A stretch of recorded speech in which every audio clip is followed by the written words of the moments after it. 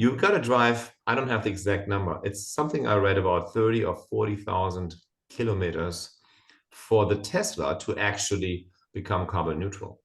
That is what people don't realize. They buy a Tesla and say, oh, I'm carbon neutral now. No, you're not. You actually got to drive that baby for quite a while to catch up with your combustion engine.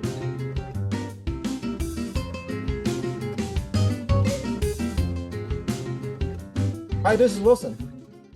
Hi, this is Daphne. Welcome to our ESG podcast show. Today we have a wonderful guest, Volker, from the Mosaic Ventures Fund. And actually, he is the head of partnership at this venture fund. And I've known Volker for quite a few years now. He has a bit of United States background. As we all know, he's involved in the automotive industry, especially working for Audi and other big companies. And right now, without further ado, Volker, can you introduce yourself and talk about your company and what you do, please?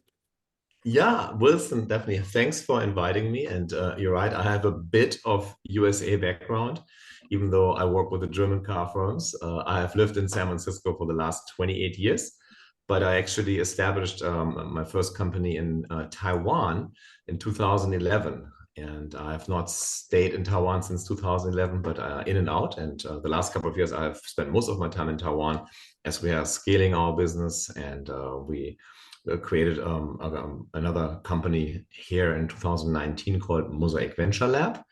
And we are focused on the automotive industry and the healthcare industry, but with a very, very deep understanding and interest in solving challenges with artificial intelligence, as this is much deriving to the semiconductor industry, which is native to Taiwan. So our core is actually the semiconductor/AI industry in that sense, as it powers, especially I'm focused on the car industry, as it powers many, many pieces of the vehicle, and then also the customer journey in the dealerships as they're being digitized more and more. And then last but not least, the actual journeys taken in the cars with the passengers and drivers.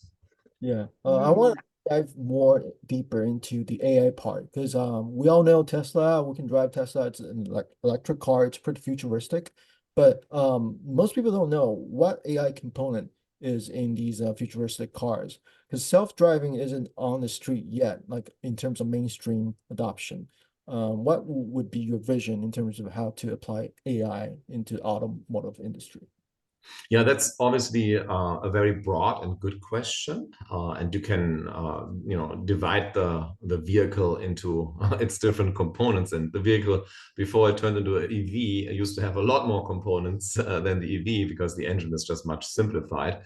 But so starting with the engine, the powertrain as we call it, and the batteries as a heart thereof, you have battery control units, right? Battery management systems, and that requires artificial intelligence in terms of how you distribute the energy, the workloads, depending on how the car performs and drives. So you're looking then, at the vehicle itself, getting data from the vehicle, and then turning that back into actionable power saving elements, which is not only power saving, is not only to get you a further range and distance, but also obviously we have the topic of ESG to help with sustainability. But leaving that aside, we also like to talk about the cabin. That's where a lot of semiconductors are placed nowadays, and from a few hundred to 10,000s these days and in the future.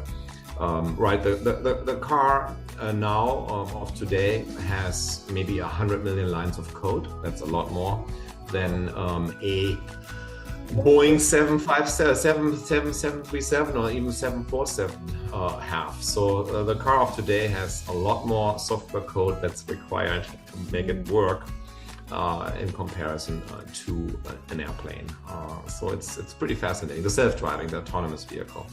It's just amazing, but all of this requires intensive computing operations, and that relates in power consumption. Let the power be coming from an energy source like a battery or a combustion engine, but it needs to be created. And so all movements in the car industry are, of course, around conserving and saving the power. And that also, that's the operational part of the vehicle. But then when you produce the car, right, you have a lot of carbon that you distribute in the air. What people don't realize, let's use Tesla and a regular combustion engine BMW, whatever class it may be, a 3 Series, and you put them next to each other. And when you drive them off the dealership, both cars, brand new, actually, if you compare the cleanness factor or the carbon neutrality, you have to drive both vehicles on clean energy, meaning clean fuel / e-fuels, or energy for the battery that is from nothing but coal power plants, let it be wind, solar energy. You've got to drive, I don't have the exact number, it's something I read about 30 or 40,000 kilometers for the Tesla to actually become carbon neutral. That is what people don't realize. They buy a Tesla and say, oh, I'm carbon neutral now. No, you're not. You actually got to drive that baby for quite a while to catch up with your combustion engine.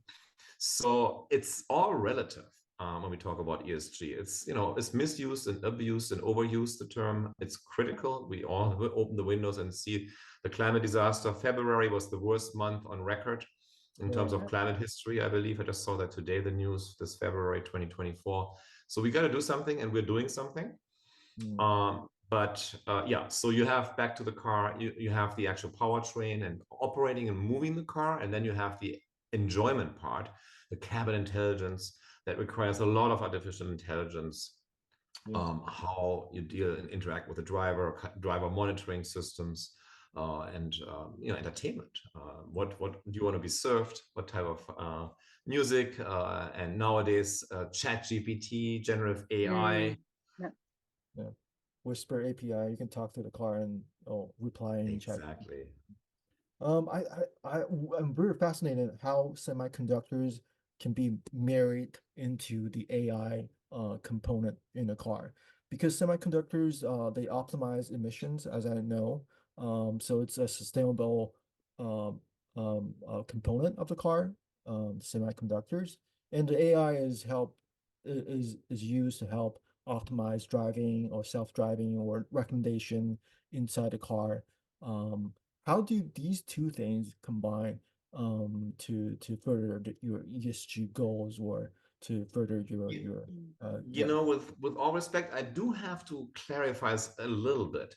The semiconductor is hardware that, obviously, and we can't go in details here, is very complicated and very tiny to make, but that is hardware that is essentially useless unless you have software to operate it.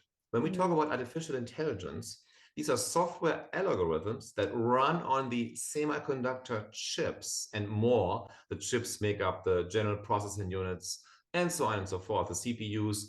We're getting a little bit too deep technically wise, but to separate those two terms, artificial intelligence is the overall term for operations that are driven by a semiconductor, computing operations. The semiconductor is also providing power, it's providing music. All of these, the semiconductors are the light switches, cruise missiles, you name it. So that's where the semiconductors are building blocks.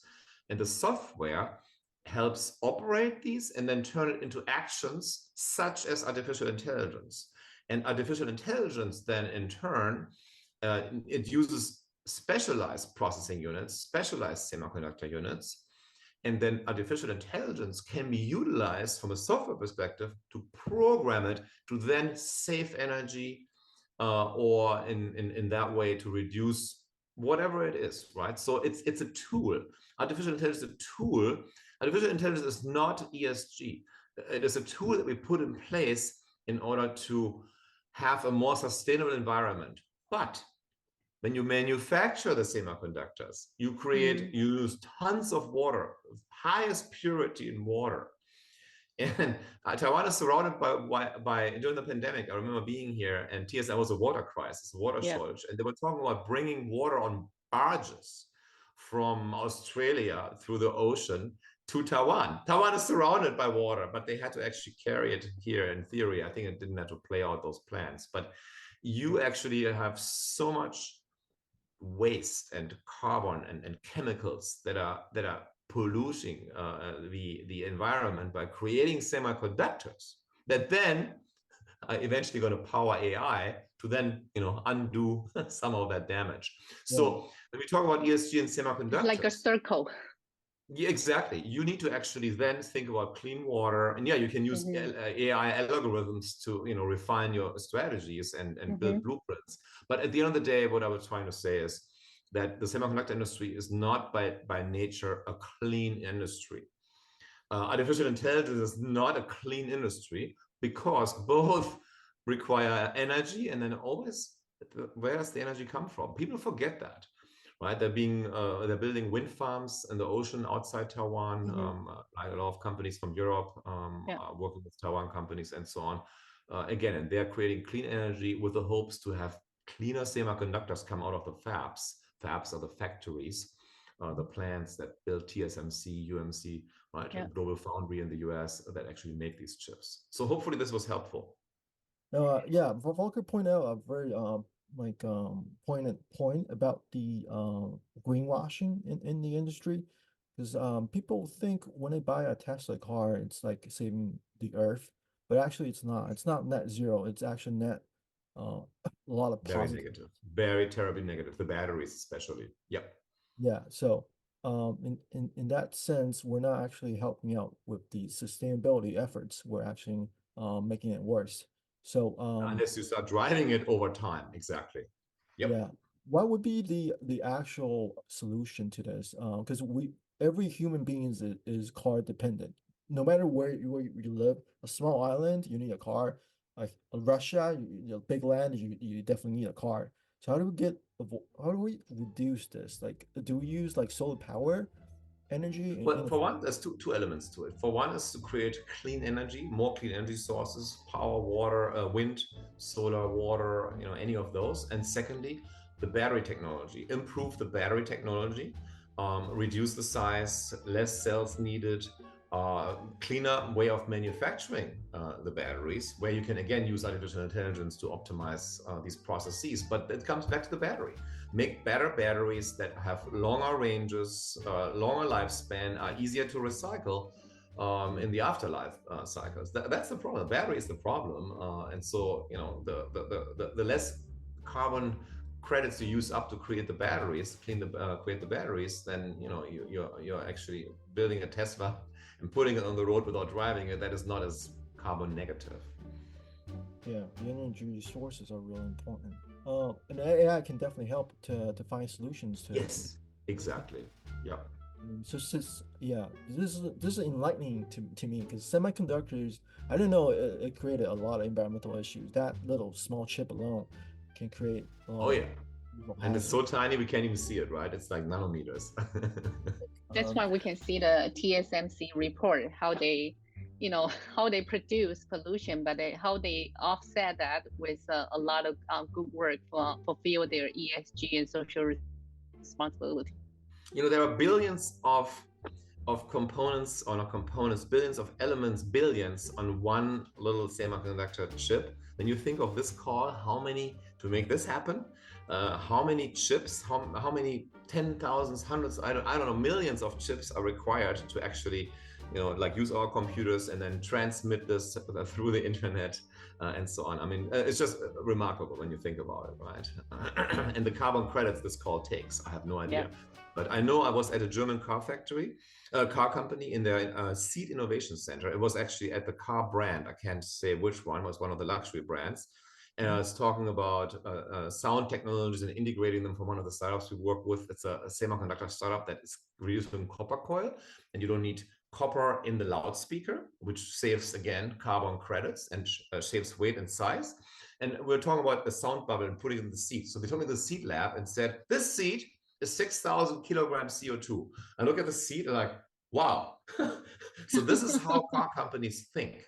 right? And so this is how every business should think and understand. That's why I was asking how many carbon credits, are we using up? How much CO2 is required to make this phone call or this podcast happen? So. Pretty interesting. We do it from Wilson is rubbing his head. So semiconductor, I don't know. The very fact of existence is creating environmental issues. I think, yeah, I think that's the point. But anyways, semiconductors, do you think they're recyclable? At least we're trying to. That's a great question. Like de-installing it. Well, yeah, they're working on that. Yeah, they're working on that. Yeah, you have to put a lot together, right? Because they're so tiny. Volker, let me ask you a question. What do you think about Apple canceling their electricity car program? Oh, good. I'm glad, because it's been a 10-year endless speculation, and they're a software company. Getting in the car business, the margins, I think Porsche has the highest margins in the industry of 13%, which is low in comparison to software sales. So if you want to get in the car business, you got to build dealerships, and you can use the iPhone stores downtown locations. It's, they're already crowded as they are. And if you see all these car startups failing, struggling, and I think Apple has studied that and realized we are actually making consumer devices, and not even talking about all the testing requirements, the fabrication of the car, even if we're going to outsource it to Hyundai and oh my God, all the speculation for 10 years, 10 billion burned, thousands of people, but they learned something, and they're going to use this in CarPlay. So they're going to remain a software player, which is a problem for the car industry, because they don't want Apple in the car. They want Google in the car. The car industry wants Mercedes, would like to actually have Mercedes operating systems feed you the entertainment and not your iPhone. So because it's about customer data and customer ownership and billing ownership, right?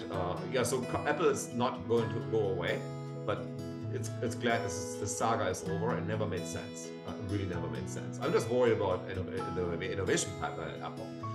Everybody I know, and I know a few people that tried the Vision Pro, say it's just so heavy and uncomfortable. But you got to start somewhere. We all miss Steve Jobs, clearly. Tim Cook is able to optimize the supply chain and cut prices to the hardest. And I'm sitting in Taiwan, where a lot of these iPhone makers are headquartered, at least, and the stories are endless, and how to interact with Apple. Yeah, it's not always easy. Labor rights issues. Anyways, I think, Volker, ironically, this podcast show might be the most interesting one. We might get a lot of views because it's kind of like an investigative podcast. We're quite a bit deep in the dark side of this. We're kind of discovering what really is going on. It's all about green. Interesting you say that. Thank you for that. About uncovering the truth behind Tesla. It's not green at all. In fact, it's one. Yeah, interesting, right? People don't want to hear that. And even if you keep driving it and use charcoal powered, power plants, the old traditional ones, you probably have to drive 50 or 80,000 miles. I don't know. I don't have the numbers, but the number I read was like 20, 30,000 and BMW combustion engine versus a Tesla until they're even at par. Yeah, Volker, I worry about, are they your current client? Tesla, no. Tesla would never work with us. And BMW, I didn't say anything bad about them. They're not our paying clients, BMW. We work with them, but I did not mention our paying customers in this podcast. So. We edit out. Yeah, no problem. You can leave everything in. No problem. I didn't say anything. I'm uncomfortable. We just left the Taipei bike cycle, and this year is all about e-bikes, electric bikes. It's like the next upgrade from traditional bikes, and it kind of, people are trying to preach e-bikes because everyone, old people, young people, disabled people, can ride e-bikes easily, and they want to adopt this into the mainstream society. But after today's show of Volker, I don't know about e-bikes anymore. They use the same type of battery technology, right? That's right. People don't want to hear it. Exactly. Taiwan is a leading maker, not of e-bikes, but of bikes, giant. And there are many ODMs. Yeah, people don't realize that. And loudspeakers, Sennheiser, Bose, they're all made in Taiwan as a white label. And then Sennheiser puts them in their, in their packages, packages them and puts the logo on it and sells them. Taiwan makes a lot of, it's very, very interesting. People don't realize that. I gotta admit, like 30 years ago, people aren't afraid of the rain. Even now, we're instilled that we must bring an umbrella outside when it rains because rain is acidic from all these factories. So that's very common 30 years ago. I don't know about now in Taipei, but people still do it, and I didn't know why, but now I got it. That's why it's engraved in people to always walk around with an umbrella here, and that's why, because the rain was. We call it acid rain. Thank you for telling me. I just learned something after all these years. I was always wondering why it's so engraved in everybody. There's a reason why people are so obsessed with umbrellas. Everyone carries umbrellas, even and UV as well, right? Yeah. So unfortunately, I think it's still very, very polluted. This island. This island is. I don't know if we're. A question, Volker, why Taiwan? Why do you start your business in Taiwan? Why do you choose? It was some personal reasons at the time, and I moved from San Francisco to. From Juneau, San Francisco, and I worked in Google, AT&T, in the corporate world, and it was fun. But I traveled for a year, 2010, and I can't go back to and it was, I had made the right investments during the crisis. I invested gold, silver, and not in real estate. And my assets were going up. I didn't work for a year, but I had more money than before I started, and I traveled 1 year. And I'm like, okay, this is good. I'm going to set up my own business. And then I looked at Shanghai, Singapore, Taipei, and then for a personal reason, I decided Taipei. And I didn't know a lot of people, and it was a good decision. I enjoy being here, but I haven't been here since. I've left actually 2013 and come back in 2019, 2020. And then the pandemic grounded me, and now I'm going to Germany. We were downsizing a little bit in the pandemic, and we were like 8 people a year ago, and now we're 20, and I'm still hiring. We're going to be like 30 probably in 2 or 3 months. So we're really growing really, really fast right now. Right. So Taiwan has been good for me. Good choice. Amazing. Yeah, but government is trying to push towards the sustainability side of things. I think this is a part of their main strategies nowadays, especially with the new government being elected. So I hope, on a good note, I hope we are going towards the right direction in terms of sustainability. Definitely, like you mentioned, needs to be optimized. The pressure is on from the brands, from the international brands that buy stuff in Taiwan. The Taiwan industry doesn't want to do it, but they have to do it, or they can't sell their components. Everything needs to be ESG certified. Everything. But that was not the case 5 years ago, but it's definitely trickled down. Ultimately, we need to find a better source of energy, cleaner source of energy, and a more sustainable, environmentally friendly batteries for our vehicles. These two, like you pointed out, are the key factors to get into net zero. So hopefully AI can solve that, since I'm also partially. So we're very interested to interview the company from Semiconductor and the EV battery company and see how can they solve this issue with sustainable material and their recycle program. So Daphne said, we've been inviting people in companies that focus on ESG. But this podcast show with Volker today has been enlightening, to say the least, to discover the dark secrets